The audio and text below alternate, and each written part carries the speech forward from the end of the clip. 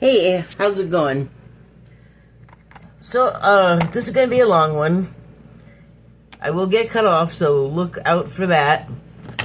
I will pick it up immediately after. So, it's the 4th. Happy 4th, if you're happy about it. Because of current events, I suspect many of us have reservations about how happy we feel about the whole thing. But that's not specifically what I wanted to talk about. Let me do the signs real quick. This is for entertainment purposes. That is my disclaimer portion of the video. So, when I woke up this morning, literal words coming out of my mouth and in my brain as I was waking up that I just couldn't shake and can't, well, don't get ahead of yourself. So I couldn't shake it, and the words were bricks and minifigs. If you're a YouTube viewer, it might be on other platforms too, I don't know, because I'm not on them. But if you're a YouTube viewer, you might know about the case of bricks and minifigs. And so that's a strange name. When I heard it, I was hearing the story, which comes from a YouTuber named Reckless Ben. For the full details of the story, do go to Reckless Ben's channel and check it out. It's under discussion on a lot of other channels too, because it's like this weird big deal. Like, it's very strange. So, there's a store called Bricks and Minifigs, and they sell Legos, and that is what the bricks are, Lego bricks, and the minifigs are the minifigures. So, while I was learning about that case, and there was a store called Bricks and Minifigs, and then it was owned by a woman who took a consignment deal from a customer, and then from the way I understand the story, the woman got the property sort of shadily, like, it's taken away from her. It's part of a conglomerate or something, some kind of group. But it is in Mormon country, I guess, and so by that I mean a lot of Mormons live there predominantly, and so Mormon town, Mormon country. I don't recall specifically what state. Again, reference the video by Reckless Ben, the series about this. And so, anyway, Mormon town, and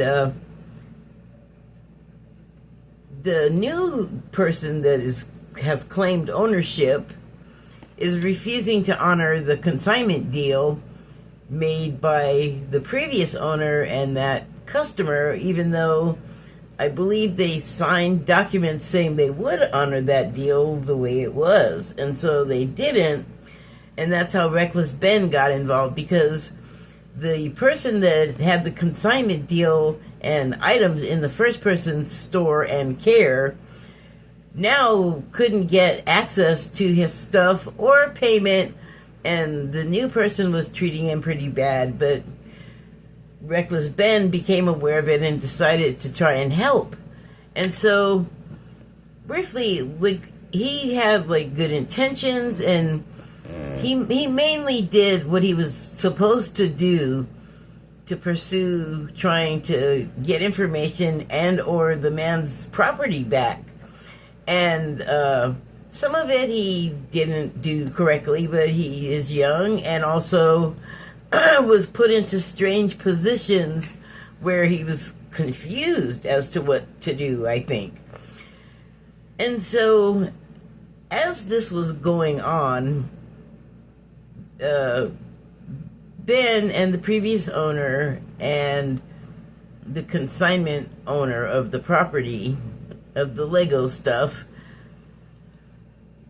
all were like just trying to be civil, and no one was being threatening until, like, they were threatened, and it wasn't Ben, and I don't even know if it was the consignment guy, but the woman who had the shop previously in the dispute was going through it with this new person. And this new guy, who I guess in the organization is her superior or something, I'm really not sure, because I didn't investigate those people and their background. Like, I have no idea really what's going on. But they are part of some group, and I don't know if the guy does have some type of superiority, but he's definitely pushing all these other people around. He was very belligerent, and was even, while trying to accuse other people and get other people arrested for breaking laws, he was definitely doing that himself. And so,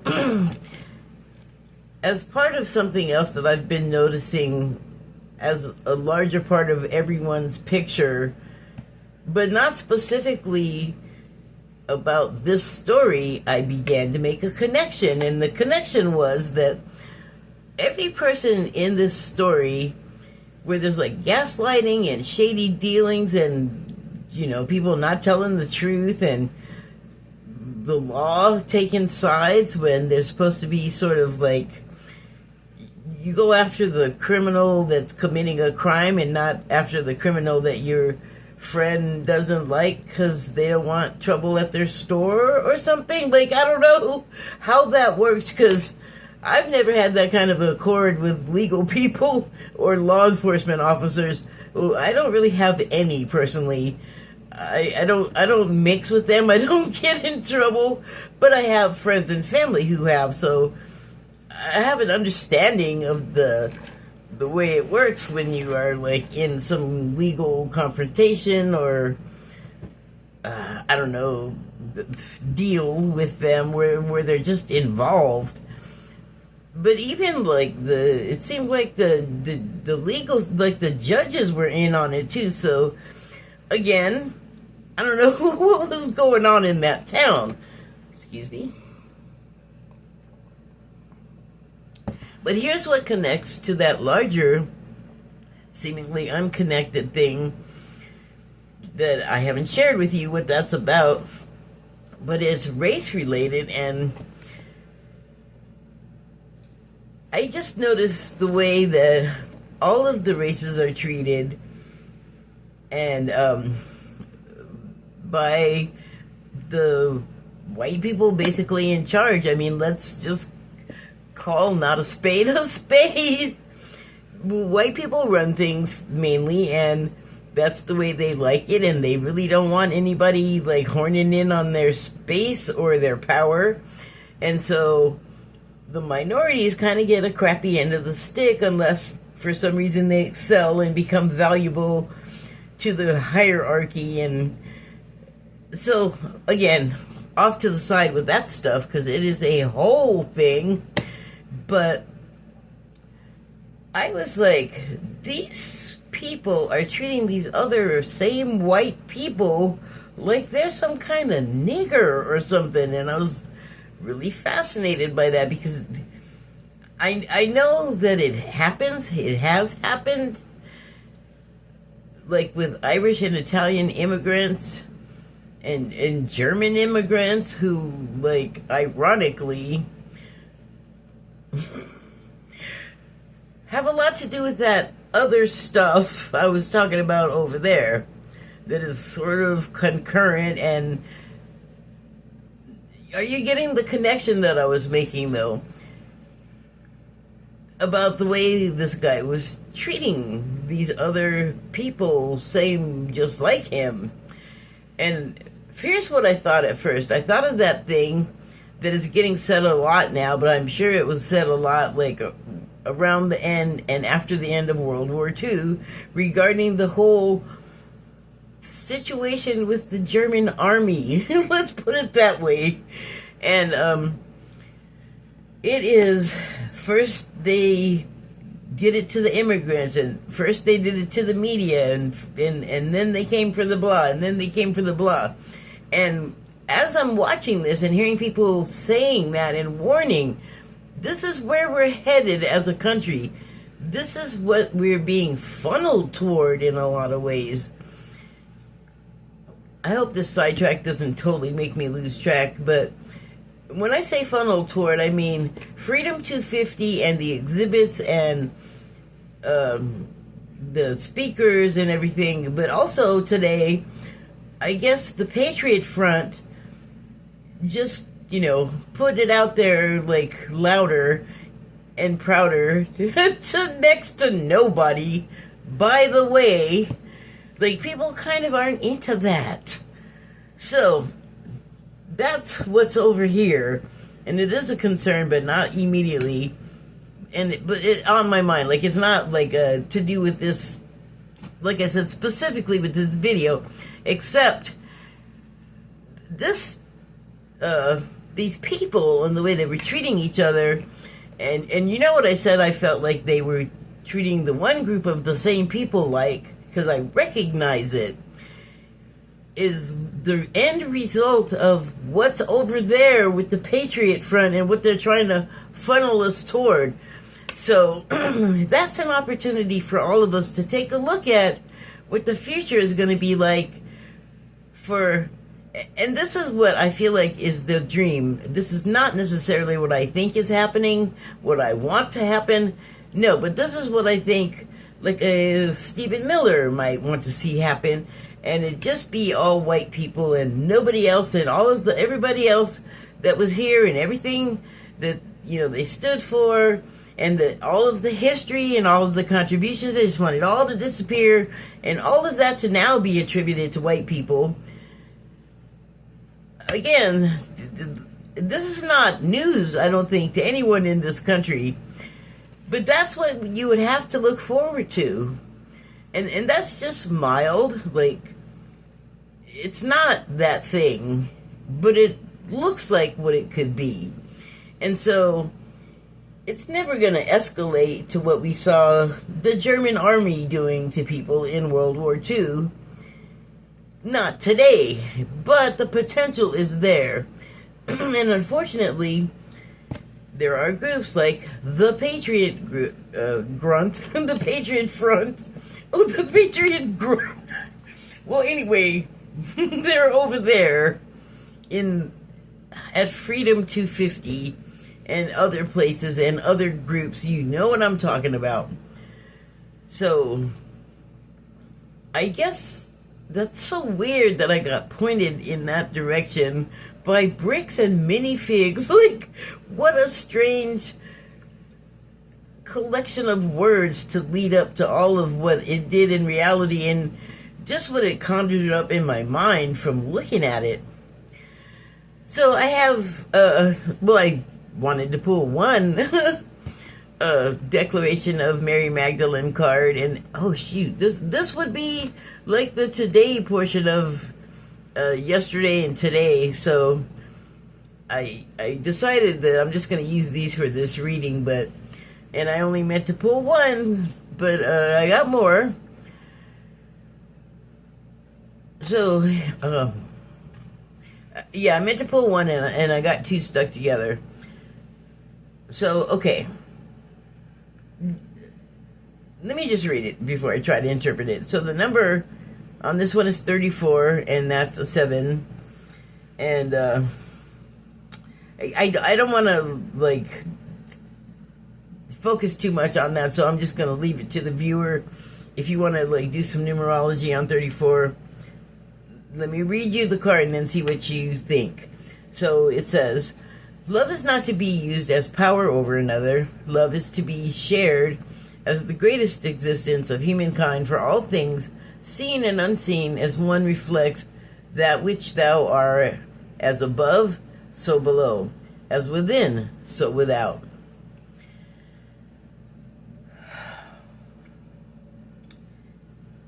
As reflects to the MAGA movement and Freedom 250 and all of those groups, like Patriot Grunt,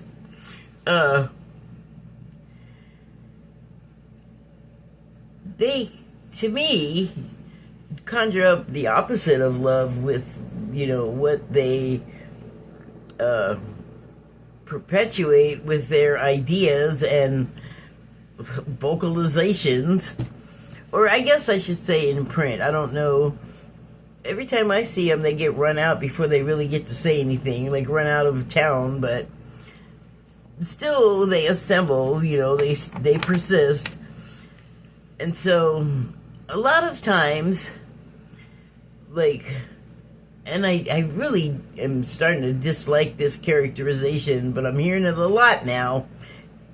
I think it means a nerve has been struck, but the left, the vast, whole shades and varieties of all of the left are perceived as like whiny and woke or something when they complain about hate. So love is not to be used as a power over another. Okay, that preamble about the hate and the MAGA, I want you to refer back to January 6th or January 7th, maybe 8th, and afterward, where the attempted coup upon the Capitol happened. People were hurt, injured, and worse, like all the way the worst you could be injured. And how did he characterize it? It was love and a gathering and everybody was kissy face or something. And when you know what they did in there, the intruders, the coup people, you know, they did vandalism, they did theft, they pooped. You know, I mean, it's like, what happened to you that you made you want to go there and do that? Because there are groups that have been in concentration camps and you haven't. There are groups that get hung by the neck on a rope still to this day, and that don't happen to your group very often. What is, like, I don't get, like, who's persecuting you that hard where you got to come after all of these other people? So unfortunately, as beautiful as the words on this card are, what they are sort of overlaid or juxtaposed with those people are people that are taking these kinds of words and meaning of love and love itself and perverting it and using it to do the same thing they've done with woke. Like, woke had a specific meaning to begin with, and it still does. But then, you know, it's that thing happened where everyone wanted to start using the word, and so then they had to, like, customize it to their own specifications and therefore change the meaning. And so woke, from where it started, depending which way you go with it, like who's saying it, you know what I'm saying? Because you have a lot of roads to travel down in that regard, because everyone has an interpretation.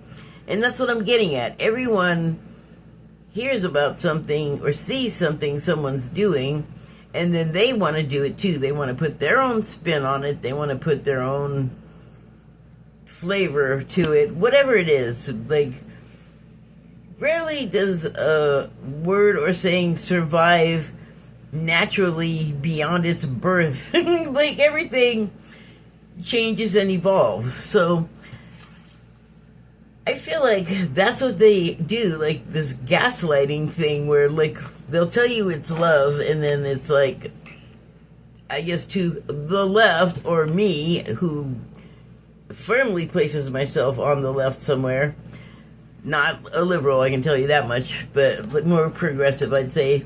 But almost spilled my water. Even more to the left than that, even, but not all the way to the right. Also, don't get me wrong about that. But I noticed that, you know, they'll take something like woke that starts on the left and then rip it to the right and just distort it all to heck, you know. And that's what this card made me think of, because they're like the same thing that they're doing with Christianity. It doesn't resembles very little of Christ's teachings. And even the stuff that, you know, they might be going, this is an oversimplification, but they might be just going straight Old Testament, and, you know, that's I don't know, I didn't feel like the love was hard there, you know? And I feel like that's what they gravitate to, like the slavery and the, you know, taking of the children, and I don't know, there's a bunch of like really terrible stuff in the Bible. The stories are like not happy making, you know? And it all has like I saw something earlier today. Now we get sidetracked again. Hopefully not too bad, but I was on Blue Sky earlier and I saw somebody said, everyone should just read the Bible just once. And I'm like, that's not a great idea, because without guidance, you do not understand what it's saying. I had it read to me like every day for years at church and in school, where you had to take a religious class along with your academic stuff. So church 3 times a week and having it read to you, and then just, it's been kind of an onslaught, even when you're not like in it. Like it'll be televangelists, they're there on the channels. Your mom gets cancer, starts watching that shit. You just get a lot of it. Even as a Christian, like, imagine how the people that are not Christian must feel with all this Christian blaring at you, and then it's not even like Christianity from Mars, let's call it, because it's all like wanting to fight and overtake people and overpower, and whether you like it or not, and they're the Romans and they're just gonna change everything and remake you and your culture. And it's like, I don't know why people still think that's a cool thing or want to do that, but, you know, what they do is, like, if they come across something like a bunch of beautiful words like this, they will come along and retune it to their fucked up frequency. So, yeah, I feel terrible saying those things that we're sort of talking about what this card says, but I mean, it's true if you read it in reverse, because they have made that which is above and below, and that which is in and without, dark and ugly and hateful, like the opposite of what this is saying. And they are reflecting it on each other, and they want that, those that want it. I'm not saying a whole group. I'm not going to just tar and feather blindly a whole swath of people, because in there may be people that were going along with it but didn't necessarily believe it because they kind of had to. Family, job, whatever it is. Like sometimes because of the funneling, you get trapped in the situation where it's just a lot safer and better for your overall sanity if you can't completely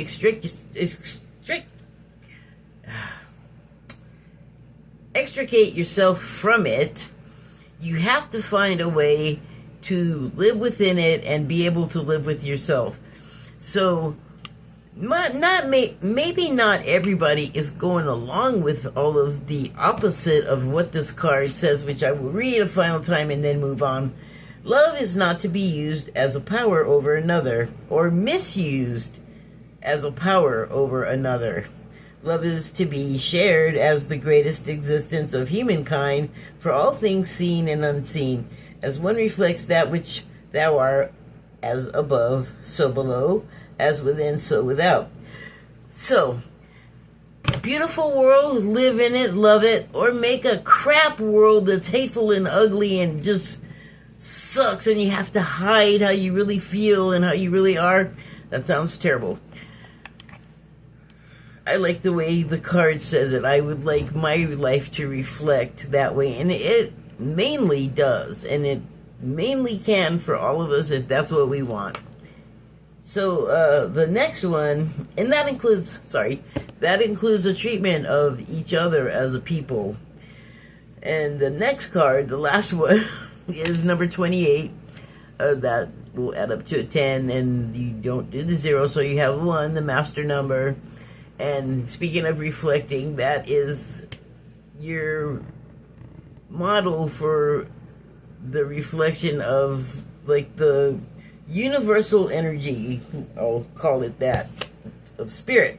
Okay, so this card reads, it is thy that are the keepers of the divine knowledge that becomes hidden when one chooses to flee from thy sacred heart.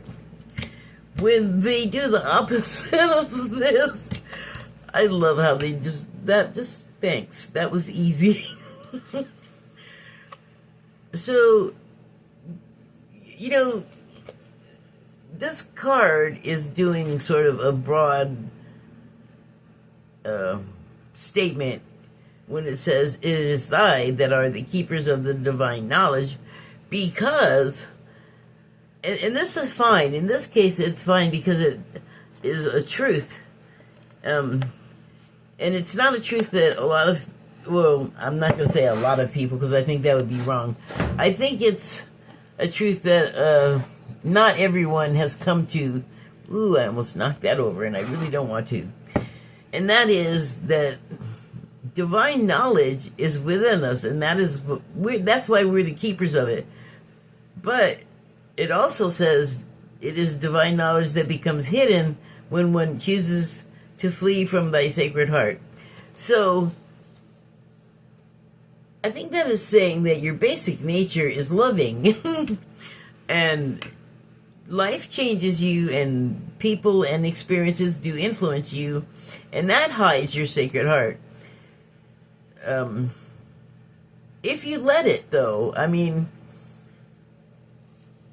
an amazing thing that we can do is to transcend trauma and things like that. And so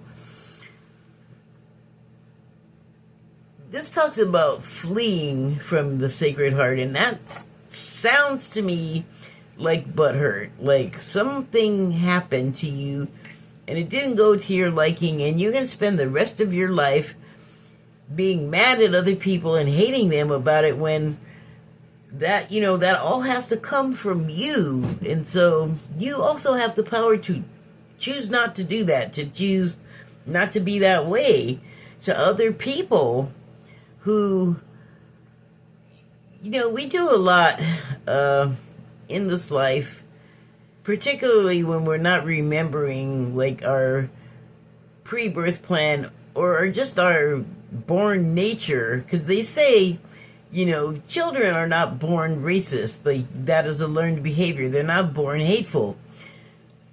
And so if that's not introduced to them, then they don't learn it.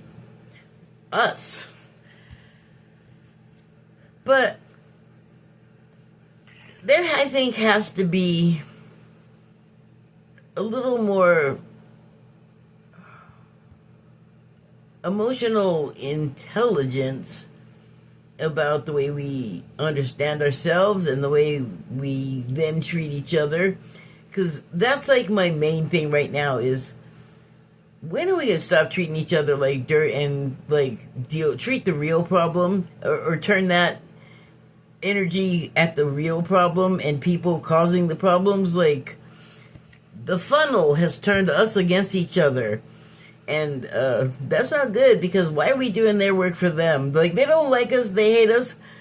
Do something about it. We're already, like, we're busy, we're doing all of your work so you can have all of the money. I think that's true. So it is thy that are the keepers of the divine knowledge that becomes hidden when we choose to flee from thy sacred heart. Butthurt, I think, gets you there. But hurt can be transcended. It doesn't have to stay butthurt. You know? Thank you, and good night.